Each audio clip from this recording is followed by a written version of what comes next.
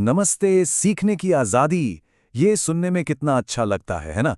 पर इसका असली मतलब क्या है? आइए एक ऐसे आइडिया की गहराई में उतरते हैं जो शिक्षा के भविष्य को पूरी तरह से बदल सकता है।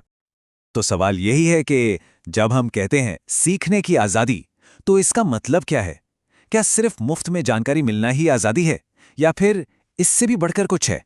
जैसे उस जानकारी के साथ कुछ नया बनाने और उसे दूसरों के साथ बांटने की आजादी। अब इन बड़े सवालों का जवाब हमें एक बहुत ही दिलचस्प जगह से मिलता है, 8वीं क्लास के एक स्टूडेंट के प्रोजेक्ट से। ये सिर्फ एक स्कूल का काम नहीं है, बल्कि एक युवा दिमाग की पर्सनल और काफी प्रेरणा देने वाली खोज है कि सीखना असल में क्या हो सकता है।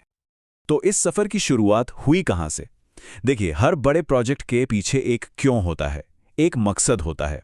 आइए जानते हैं कि इस स्टूडेंट के लिए वो क्या था। इस प्रोजेक्ट की जो नींव थी ना, वो एक बहुत बड़े विचार पर रखी गई थी, मानव सेवा में कार्य। मतलब ये सब सिर्फ अच्छे नंबर लाने के लिए नहीं था। असली मकसद था दूसरों को सीखने, आगे बढ़ने और एक साथ मिलकर काम करने में मदद करना। और ये वो लक्ष्य थे जो इस पूरी यात्रा को एक दिशा दे रहे थे। ये सिर्फ फैक्ट्स जानने के बारे में नहीं था, बल्कि सहयोग, ईमानदारी और टेक्नोलॉजी के जिम्मेदार इस्तेमाल जैसी वैल्यूज को समझने और अपनाने के बारे में भी था। ठीक है, तो लक्ष्य तो तय हो गए, लेकिन उन तक पहुंचा कैसे गया? क्योंकि जानते हैं, कभी-कभी सफर भी मंजिल जितना ही सिखाता है। आइए इस जांच की पूरी प्रक्रिया को समझते हैं।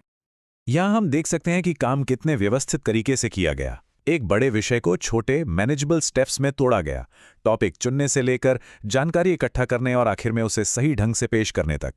हर कदम पूरी तरह से सोचा समझा हुआ था। और ये सिर्फ जानकारी इकट्ठा करने के बारे में नहीं था। स्टूडेंट ने नैतिक आचरण पर भी पूरा ध्यान दिया, चाहे वो इंटरनेट सेफ्टी हो या दूसरों के काम का सम्मान करना।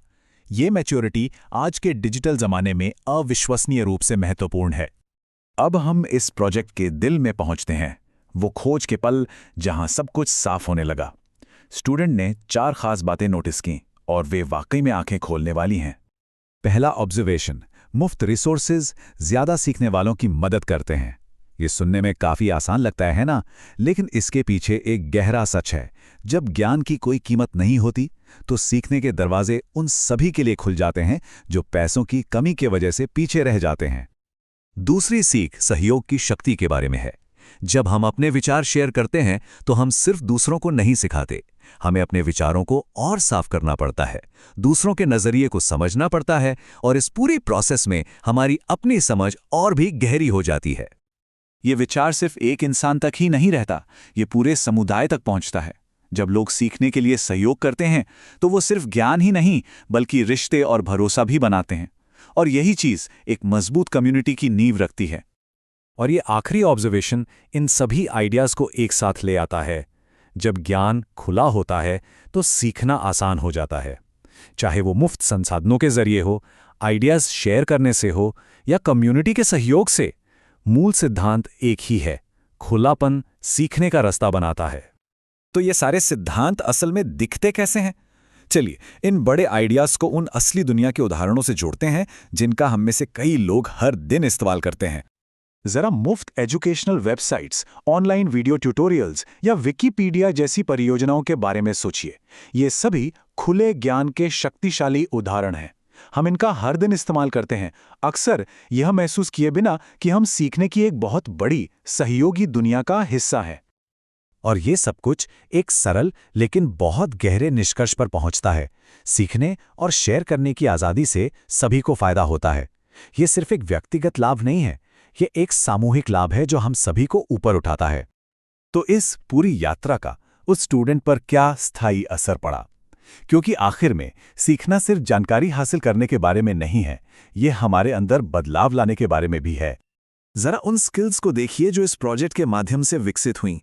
ये सिर्फ किताबी ज्ञान नहीं है, नैतिक सोच, सहयोग, कम्युनिकेशन, ये तो जिंदगी के हर पहलू में काम आने वाले स्किल्स हैं। ये दिखाता है कि सीखने की प्रक्रिया भी अंतिम परिणाम जितनी ही कीमती हो सकती है। और यहाँ हम स्टूडेंट के सबसे गहरे निष्कर्ष पर पहुँचते हैं। टेक्नोलॉजी को सीखने में मदद करनी चाहिए, उसे सीमित नहीं करना चाहिए। ये एक शक्तिशाली विचार है जो हमें याद दिलाता है कि टूल्स हमारे मालिक नहीं होने चाहिए, बल्कि हमारे लक्ष्य को हासिल करने में हमारे सहायक होने चाहिए। हम इस विश्लेषण को एक अंतिम, सोचने पर मजबूर करने वाले सवाल के साथ खत्म करते हैं। ये सवाल स्टूडेंट के प्रोजेक्ट से आगे बढ़कर हम सभी के लिए एक चुनौती बन जाता है। कल्पना कीजिए कि अगर हर किसी के पास सीखने और कुछ नया बनाने की सच्ची आज़ादी हो तो हमारी दुनिया कैसी हो सकती है। इस पर सोचिएगा।